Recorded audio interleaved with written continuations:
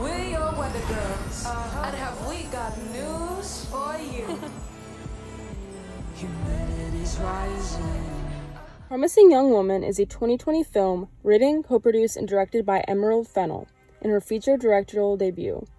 This film is a dark comedy revenge thriller with a female director who defies the male gaze and created a boldly provocative, modern feminist film.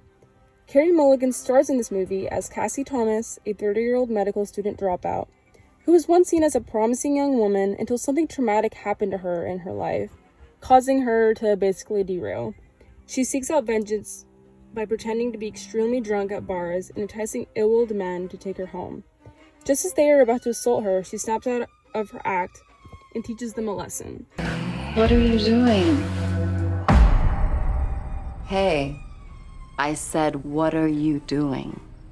This is only the beginning, however, and soon she targets men who made her life traumatic in the past. The opening scene of the film features a montage of close-ups of men dancing at the bar, which Fennell uses as a mockery of the male gaze. The male gaze has been used in many movies as an assumption that the audience contains aroused heterosexual men, and the camera is used to objectify women.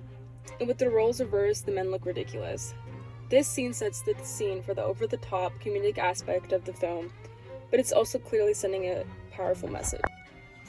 In Laura Mulvey's visual pleasure and narrative cinema reading, she states that in a world ordered by sexual imbalance, pleasure in looking has been split between active male and passive female. The determining male gaze projects its fantasy onto the female figure, which is styled accordingly. In traditional exhibitionist role, women are simultaneously looked at and displayed. Promising Young Woman gets rid of the male gaze and rather highlights a smart and powerful female protagonist.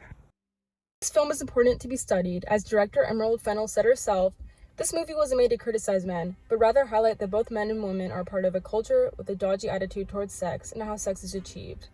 Fennell explained how she wants people to leave the movie talking and analyzing the movie's meaning, and everyone feel differently about the ending.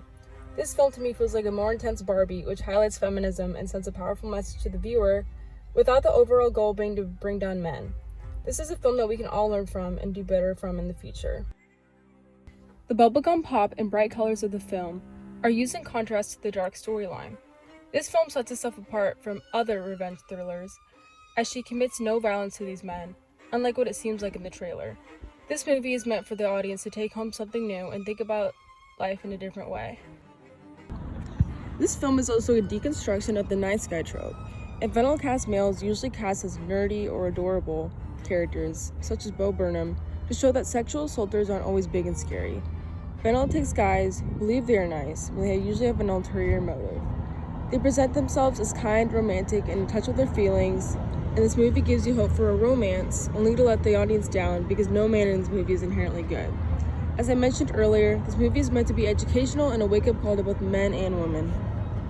This movie has many twists and turns that keep the audience engaged throughout the whole film. Fennell wanted to prioritize the shock value, and you never know what's going to happen next.